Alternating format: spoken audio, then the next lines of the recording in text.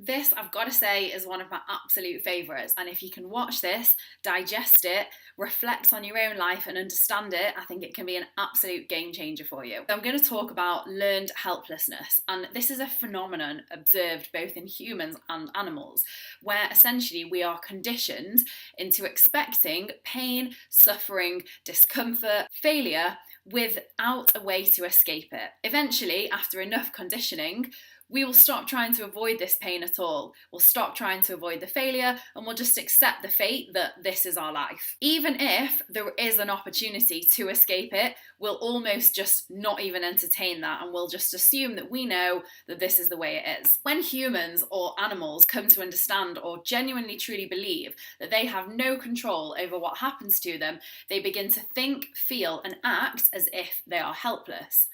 And this is called learned helplessness because it's not an innate trait. We're not born thinking that we're helpless and that we can't succeed. It's something that we learn. Think of a baby. If they fall over, they get up and they try again. They don't just think, oh, well, I've fallen over once.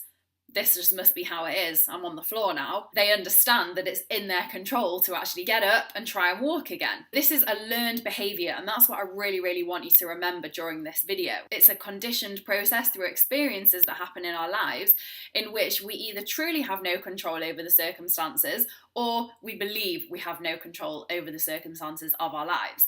And you may have heard me speak about this before, but there's been a great load of research done into this by a psychologist called Seligman. The experiments that he conducted were unfortunately very cruel. They were on dogs and they would 100% not be passed by any board of ethics if they were tried to be done now, but I want you to understand the premise of them anyway. During these experiments, Seligman and his team were working with dogs and they were testing their responses to electrical shock. So some of the dogs received electrical shocks that they could not predict or control, whilst others just didn't receive any electric shocks at all. The dogs were placed in two chambers divided by a low barrier. The chamber was electrified on one side but not on the other.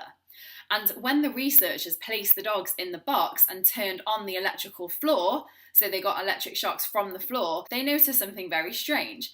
Some dogs didn't even attempt to jump over the low barrier to the other side. So it was low, they definitely could have jumped over it, but they didn't even bother. They then realised that the dogs that wouldn't attempt to jump over were generally the dogs that had been previously given shocks with no way to escape them, whilst the dogs that jumped over straight away tended to be those ones who had never received this treatment of electric shocks in the first place. So of course they think, oh, this is an electric shock, I'm going to jump over. That's just the automatic thought. To further investigate, they then got a new batch of dogs and divided into three groups. So firstly, the dogs in group 1 were strapped into a harness for a period of time and they were not administered any shocks.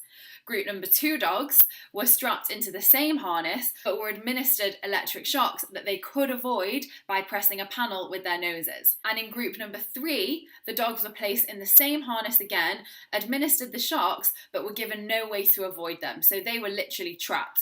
And again, as I said, this experiment is gross, but let's just learn from it anyway. Once the 3 groups had completed the first experiment, all of the dogs were placed one at a time in the box with the 2 chambers. Dogs from group 1 and 2 were really quick to figure out that they only needed to jump over this low barrier to avoid the shocks. But most of the dogs in group 3 didn't even attempt to avoid them. So I really want you to let that sink in. They didn't even bother trying.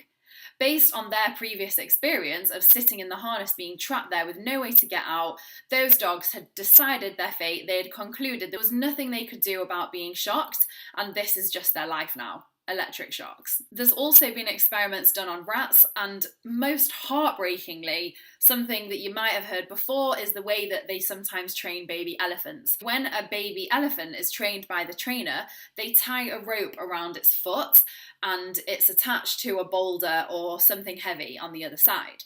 So obviously when they're a baby elephant, they try and struggle to get out of this rope and they can't do it. They struggle for hours and even days sometimes to try and get out of it until they understand, I cannot get out of this. Try as I might, this rope is holding me to this spot. And eventually it will stop and it will realise its fate. They do this with the same elephant every single day. So when it grows up, obviously it's strong enough to break through. It's a friggin' elephant. It's huge, it's strong, but it won't even try. Once it's learned that its struggle is useless, it will simply give up and it won't ever try anymore. It will no longer even attempt to break the rope. So again, this is heartbreaking, it's so cruel, but I want you to relate it to your own life and just think about that as I go on. Human experiments have also been done, nowhere near as cruel, but still, in my opinion, pretty heartbreaking because we follow the same trends as animals, and this is just not the kind of mindset that we want to be in. In the human experiments, they were done with loud noises, so essentially following the same trend, but with one group of people, they were given a way to stop the loud noise, like a fire drill, and with the other group, they were not. So then when they subjected them to another noise later on, the group that had almost got used to the fact that they couldn't stop this loud noise didn't even bother trying. So even with something as simple as a loud noise, humans have already accepted their fate, that they cannot control this, they cannot turn it off, and then they stop even looking for a way out to try. What they concluded was that subjecting people and animals to these kinds of situations in which they have no control results in 3 deficits, 3 areas that are going to be underdeveloped in our brains. Number 1 is motivational, number 2 is cognitive, and number 3 is emotional. The cognitive deficit refers to the person's idea that his circumstance is not controllable. So this is the cognition that's going on in his brain. He has decided, or she has decided, they have no control over this. The motivational deficit refers to the person's lack of response to potential methods of escaping that negative situation. And then the emotional deficit refers to the depressed state that comes about when the person is actually in this negative situation where he feels like he has no control and he feels like this is just his accepted fate. This is all absolutely fascinating and, as I've said a few times, pretty heartbreaking, but also enlightening. And the reason why I find it enlightening for you is because now I want you to reflect on your own life and your own situation and identify where this has potentially happened to you before. Let's take the goals that we're working with within Food Fitness Focus. Have you tried a diet in the past and it hasn't worked? I think we can probably all agree on that one. I know I definitely have. And did that then make you feel like you're never going to be thin or lean or attractive, or insert whatever word you want to use there? Did it make you feel like that? Did it make you lose motivation? Did it make you think you have no control over this? And did it make you feel slightly depressed about the whole thing and that it was never going to change? If the answer is yes to all of those things, congrats, because you are a human being. And unfortunately, this manifests itself in many other areas of our lives as well, often combined with a low self-worth around topics such as success in exams and school.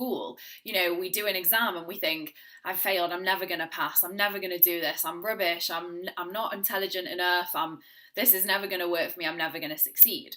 Or whether it's sporting achievements or even domestic violence, some people get into this train of being in a relationship, whether it's emotional abuse or physical abuse, where this is what they think their life should be now. This is all I'm worth, so may as well just deal with it. This is me. Doesn't have to be like that. If this is all you've ever known and no one's helping you with how to identify it and get out of the situation, then you're not going to feel like you can change the situation. But I'm telling you that you can. Now, I'm not saying that you're going to watch this video and never experience any of these feelings ever again, because it will take more than that, of course.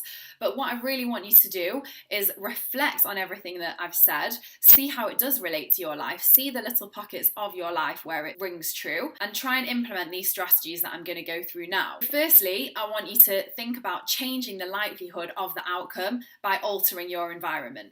So obviously we speak about environment a lot, and you can now increase the likelihood of success and decrease the likelihood of negative outcomes. I don't want to say failure because nothing's a failure, but by changing your environment, even when it comes to food, fitness and focus, but let's say going back to the example of being in a relationship that's toxic and sapping the life out of you, or not building you up, or not making you feel fulfilled, or even if there is an element of domestic, physical, emotional abuse in there, then even more so. So I want you to change the likelihood of that outcome, because that really is in your control. Then I want you to change the view of your journey from seeing it as something you can't control to seeing it as something that you can. Even by changing that environment, that is fully within your control, which therefore means that the outcome of your success is also in your control. We've only set goals in here that are achievable.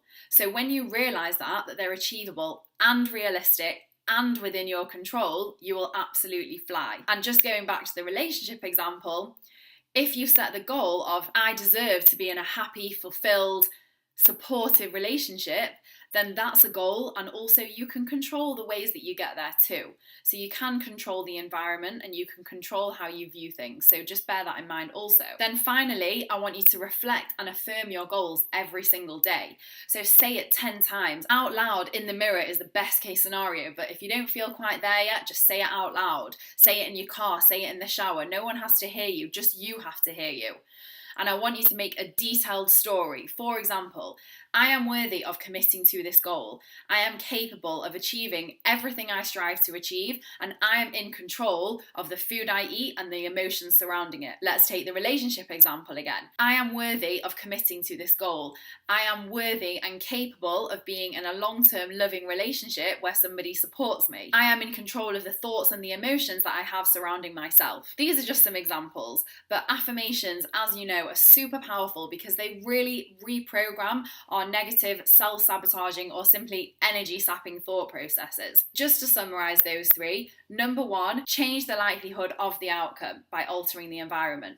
Number two, change your view of your journey by seeing it as something you can control rather than something that you cannot control. Then number three, reflect on and reaffirm your goals every single day to reprogram that negative thought process. I want you to either create your own affirmations or use the ones that I've given you, but make sure you do it every single day. Commit and be consistent. That's a big overview of learned helplessness. It's so important that you identify where this manifests itself in your life, because once you start seeing the patterns, you will 100% be able to control the outcomes. Good luck.